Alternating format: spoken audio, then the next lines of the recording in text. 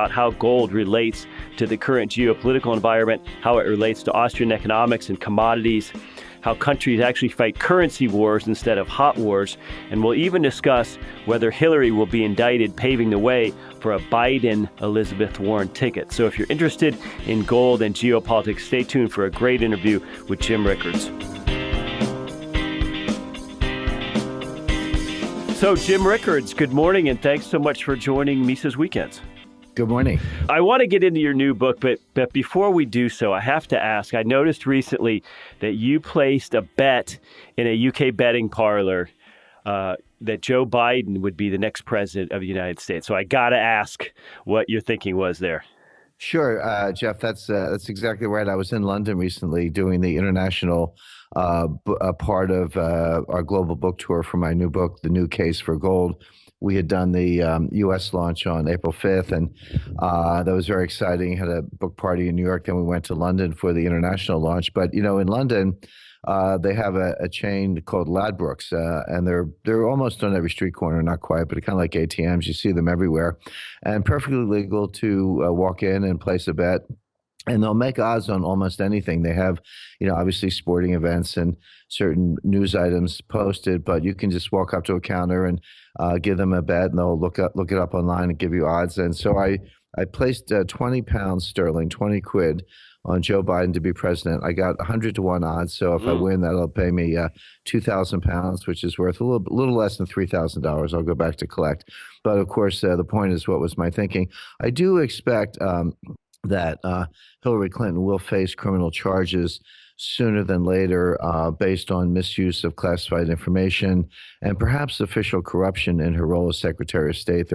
One of the reasons this FBI investigation is taking so long is because they've gone beyond just the server and the email and are looking into other allegations involving basically contributions to the Clinton Foundation in exchange for official action by the State Department, which is a backdoor form of bribery. So I'll leave it to the FBI to sort that out. But based on my own, I am a lawyer.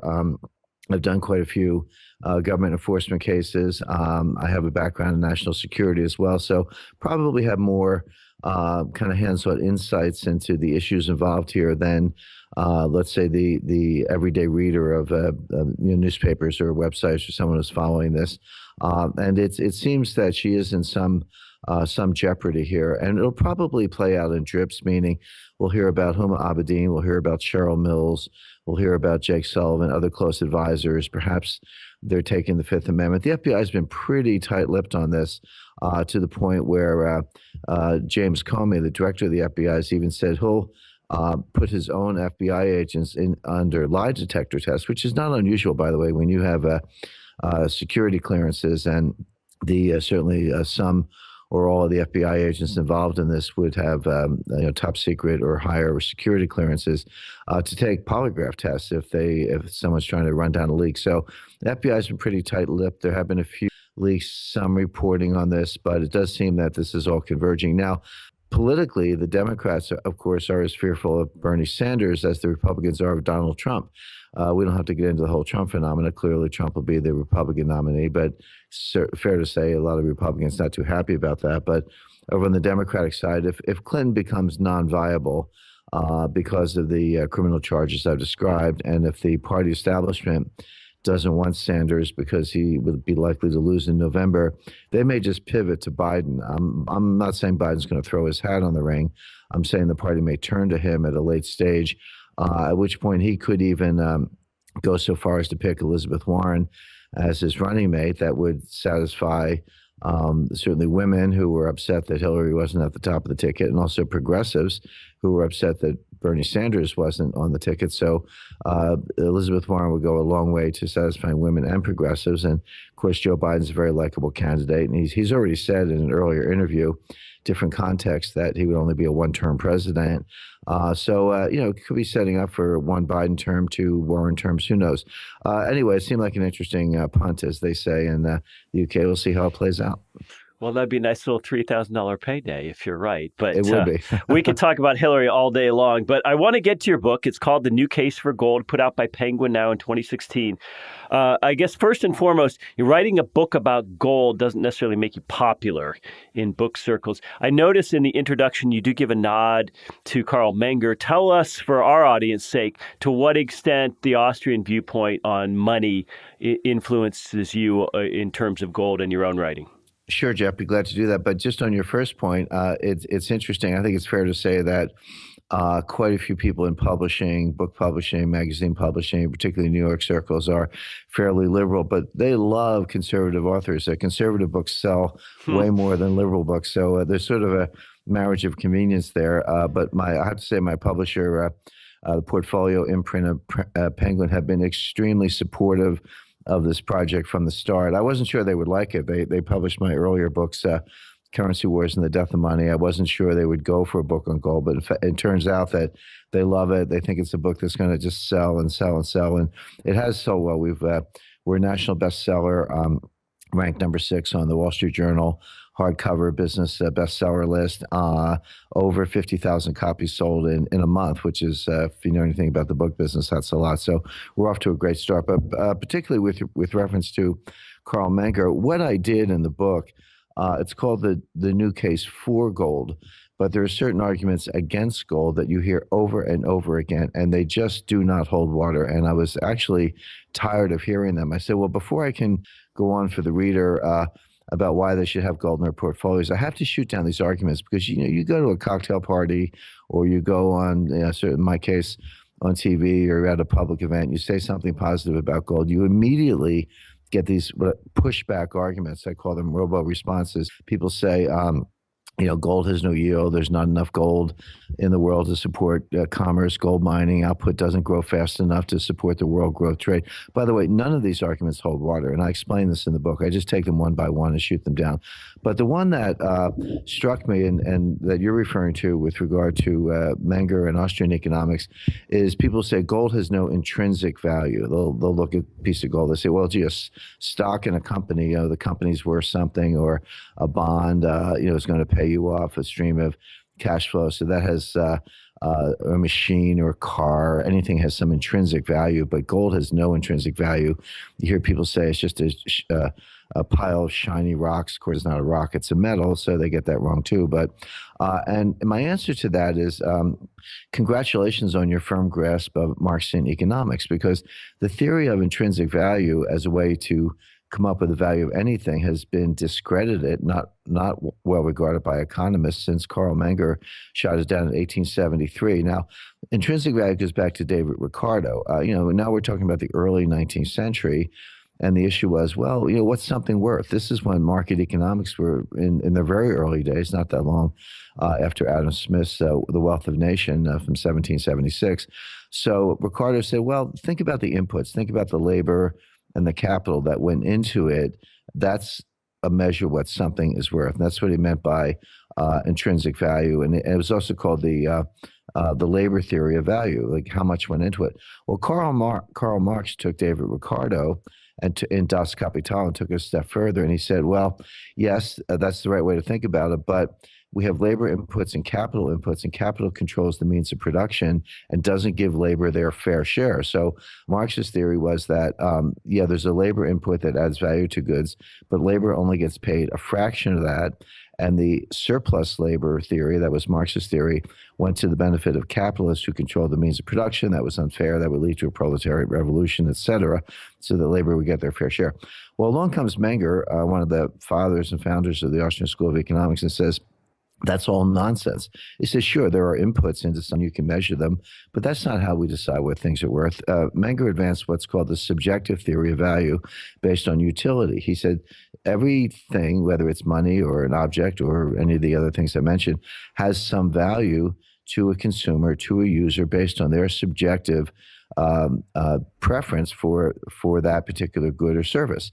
And they decide what that is. And of course, that's the foundation of market economics. Now, since then, Menger's theory of subjective value has been the predominant and best way of thinking about things in economics. It's the foundation of market economics and really the foundation of all Austrian economics. Now, you can go on and on from there and to 20th and 21st century economics, talk about market imperfections and government intervention. That debate still goes on. And of course, the Austrians are a big part of that. But Menger really overthrew Marx and overthrew Ricardo. So all I've done is taken what we just described and applied it to gold and said, well, gold is money. Dollars are money, euros are money, Bitcoin is money. They're all forms of money. And if you want to know what gold is worth, just ask anyone who uses money. We all need money. So we have a subjective appraisal of what each kind of money is worth. And in a world where we have very high confidence in central bank money, we're confident in dollars and euros, gold might not be worth very much. But in a world where we start to lose confidence in central bank money, our subjective preference for gold as money would start to go up. And this is exactly what Menger would say. Menger would have said, okay, you've got 6 or 7 or 8 or 100 kinds of money competing in the marketplace for the preferences of consumers based on their assessment of utility. And if you think gold's a better form of money than paper dollars, and personally I do, then you're going to have a bid for gold and the dollar price of gold will go up. So I've basically demolished that intrinsic theory that you hear all the time. People just don't think about it. As I say, I congratulate them on being good Marxists, and that catches them off guard. But I think Menger had it right. And I think today, based on subjective utility, which is an Austrian concept, gold is coming into its own as a preferred form of money. Let me ask you your view on this. We talk about gold as money, and Austrians also tend to talk about gold as a commodity. Some writers like Steve Forbes have proposed kind of an ersatz gold standard, but with a fixed dollar gold ratio. Some of our own writers like David Gordon said, no, that's nonsense. Gold and the dollar should be allowed to float against each other in terms of price. Do you have a sense whether do you view gold as more as money or more as commodity? Neither. I just think of gold as money, period, full stop. I don't think of gold as a commodity. And look, gold, and there's a reason for that. Now, gold is dug up out of the ground. You need a mining industry and capital investment and geology and surveys and a lot of other things to find gold.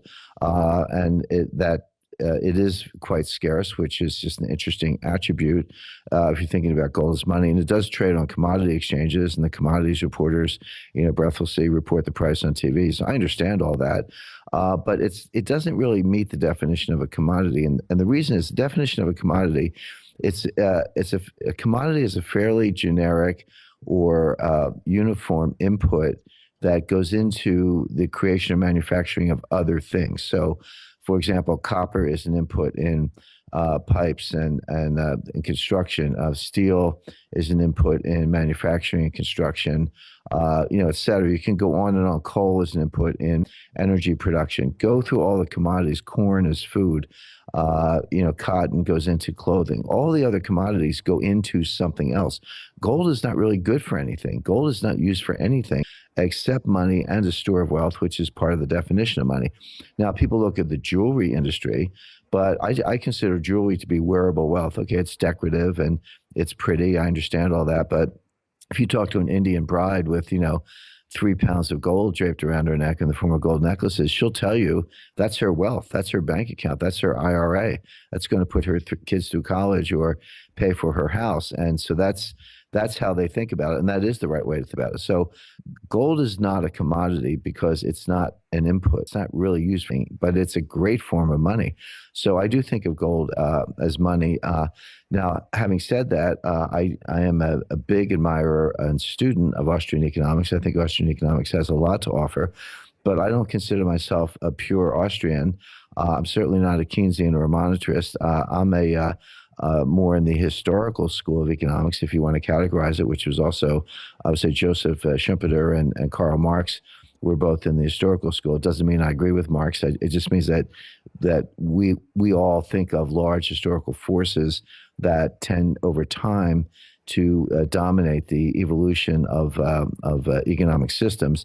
But I'm also a complexity theorist. I'm using a lot of late 20th and early 21st century science coming out of physics, applied mathematics, network theory, and also behavioral psychology And I used a very old mathematical formulation known as causal inference inverse probability. Also goes by the name Bayes' theorem. So I would say I'm a complexity theorist, a Bayesian, and a behavioralist. Those are the three tools that I use, plus history. So I'm an historicist also to understand economic systems. So again, Austrians have a lot to offer, and I am an admirer. But I like to say if Ludwig von Mises were alive today, he'd be a complexity theorist. Well, that's why we interview you, Jim, because you're an interesting guy, not because you're 100% in one camp or another.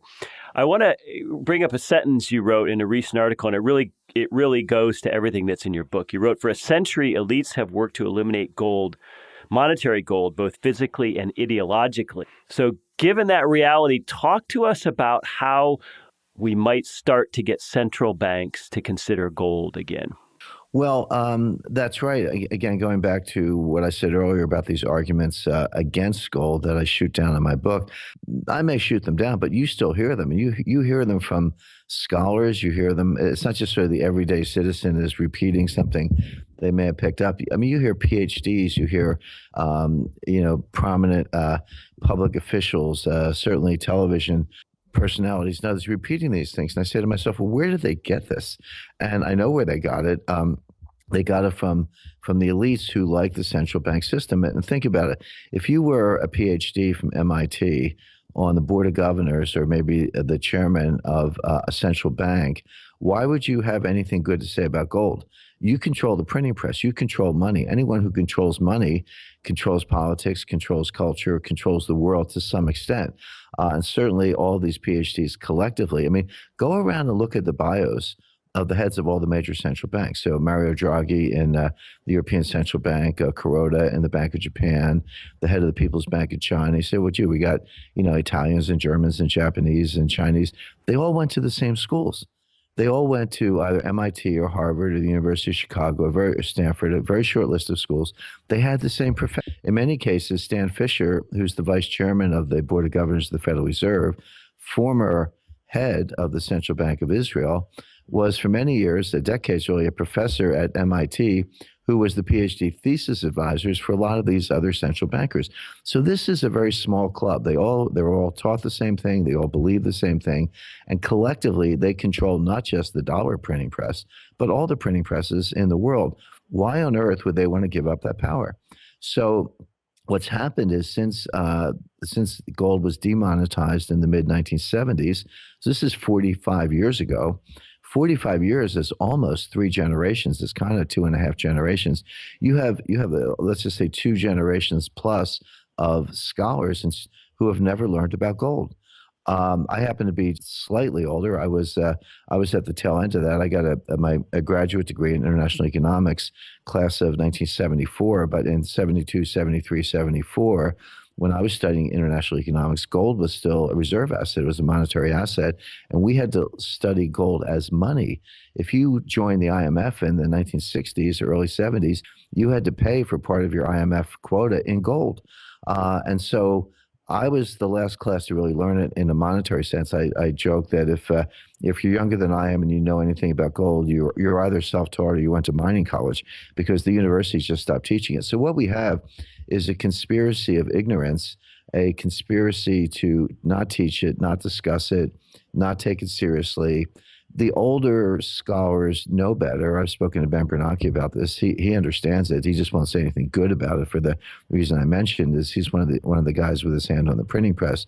But all the younger students and younger scholars have been greatly, I would say, disserved and disadvantaged by the fact that they have not had a good education in gold. And what you get are these really propaganda points that gold caused the Great Depression, which is not true. There's not enough gold in the world to support finance, which is not true. Again, we don't have enough time to go through all the explanations, but they're all in the book.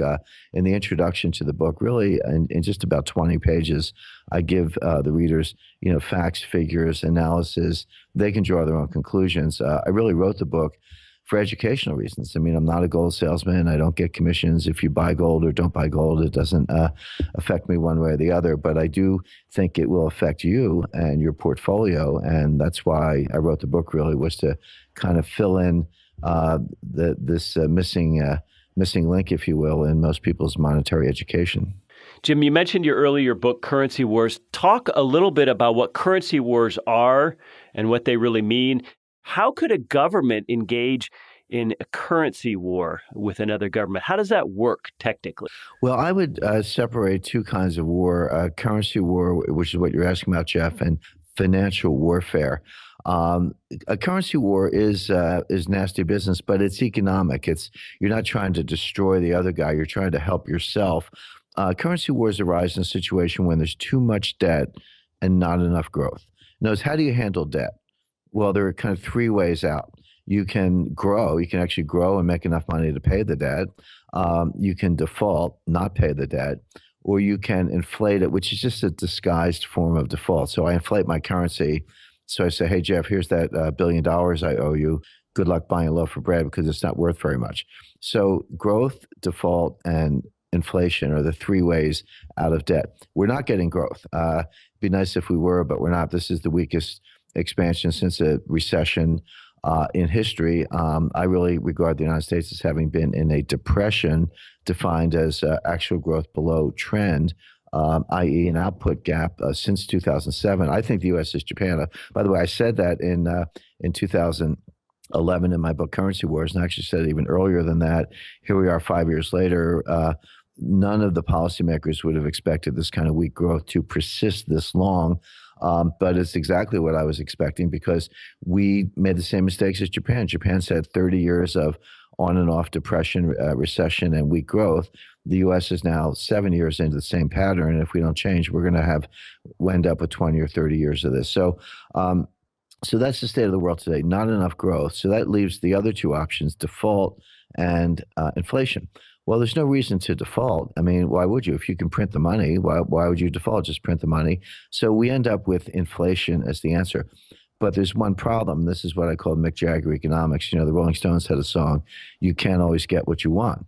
And just because central banks want inflation doesn't mean they're going to get the inflation very easily, because now we're into behavioral psychology and the fact that people don't want to print the money. This is the flaw with negative interest rates and helicopter money and all the things you hear about. You can drop money out of helicopters, but if people don't want to spend it, if they would prefer to reduce their balance sheets, pay off debts, pay off credit cards, student loans, car loans, house loans, et cetera, then you're not getting the velocity you need to create the inflation. So they're probably going to end up with governments, which is, goes by various names, but debt monetization, or Bernanke came up with a funny name the other day. But basically, it's all, if people don't want to spend, the governments will. This will increase deficits. You cover the deficits with more government borrowing, and the central banks will print the money to buy the debt, which is debt monetization. So that's the elite plan. But it's going to take a little while to play out. In the meantime, I'm just watching this whole show saying, well, fine, I can't control the world, but I can control my own portfolio. And converting central bank money, which goes by the name of dollars or euros, into and gold is a way, in my view, to preserve wealth with this coming inflation. We haven't seen much inflation yet. That's true, but it's coming. The elites are working overtime to produce it. Now, as far as a gold standard is concerned, there's not a central bank in the world that wants a gold standard. You can be certain of that. My question is, are you at some point forced to go to a gold standard, not because you want to, but because you have to restore confidence in some kind of, collapse of confidence or systemic crisis, probably much worse than we saw in 2008? And the answer is you might. You might have to do it just to put a lid on things if you don't reform the international monetary system sooner. So we're stuck in this weak growth cycle. The central banks want inflation. They're not getting it, but they're not going to give up because they can't give up. They have to keep trying. The inflation will come eventually. And again, even before the inflation arrives, we're seeing lost confidence in central bank money, and that's part of what's driving the price of gold higher. Now, that's a currency war, because you try to cheapen your currency to import inflation, steal growth, steal inflation from the other guy. Financial war, which I think is kind of what you were getting at, Jeff, that is warfare. That is no different than dropping bombs or firing missiles at the enemy, except you're using financial weapons. And there are a lot of ways to do it. Sanctions, we kicked Iran out of the global payment system. They say we, meaning the United States. We're putting financial sanctions on Russia. Russia invades Crimea and Ukraine, and we don't drop the 82nd Airborne into Sevastopol, Crimea. What we do is impose financial sanctions. That's an example of financial warfare. But there's something, I do quite a bit of consulting for the U.S. government, the intelligence community, the Secretary of Defense, and others. And I've certainly spoken to the Treasury and the Fed and other agencies at different times. And people say, well, what keeps them up at night? What is the deepest fear? And I think most listeners are very familiar with cyber warfare and cyber threats. A lot of them had to do with taking control of critical infrastructure. That could be the power grid. For example, you could take control of a hydroelectric dam, open the floodgates and drown 200,000 people in their sleep who were kind of unsuspecting downstream. And suddenly the floods came because you opened up the dam, shutting down the power grid. That's an easy. And we're aware of financial warfare involving market manipulation, et cetera. We'll combine those two, combine cyber and financial. Cyber financial warfare, that's the thing that our defense establishment fears the most. And the way you would do it, people imagine a first order effect of, go in, shut down the New York Stock Exchange, which is easy to do, or, what's called distributed denial of service attacks, where, you flood JP Morgan's online banking system with so much message traffic that it can't function and people can't get to their accounts. Those things are trivial. What's a lot more threatening is not that you would shut down a system, but that you would take over a system. You would get inside the order entry system of one of the stock exchanges and start spoofing orders, sell Google, sell Apple, sell Tesla, sell this, sell that. And the brokers and the exchanges wouldn't know what was happening. They would treat them as legitimate orders, and you have all these sell orders. By the way, something like this happened by accident a couple of years ago with night trading, and nobody could find the kill switch.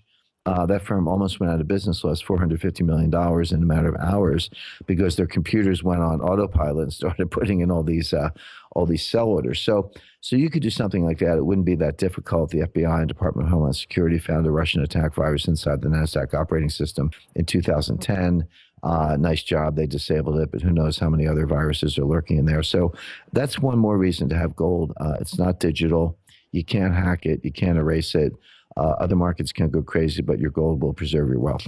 Jim, we only have time for one last question. You've written quite a bit about China in your Strategic Intelligence newsletter, and you predicted accurately that by amassing gold, China would win itself a seat at the IMF table. So tell us a little bit about the different psychology people have regarding gold in Asian countries, particularly China and India, versus how gold is viewed in the West.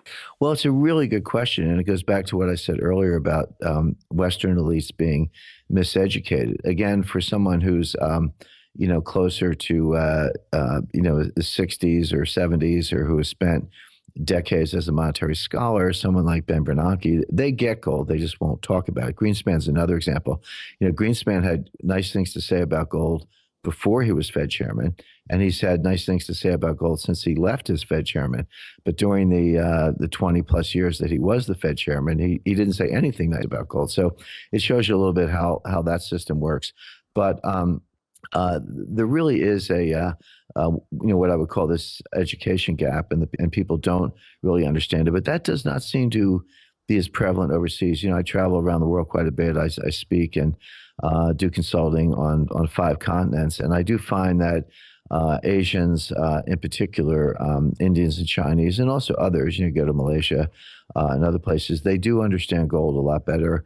They haven't been as, I'll use the word brainwashed or miseducated as Westerners. That will work to our disadvantage because I think the U.S. should be buying gold. I think the U.K. should be buying gold, particularly if they leave the European Union. We'll see how that Brexit vote turns out on June 23rd. But to me, it would be a little scary to leave the EU and not have gold.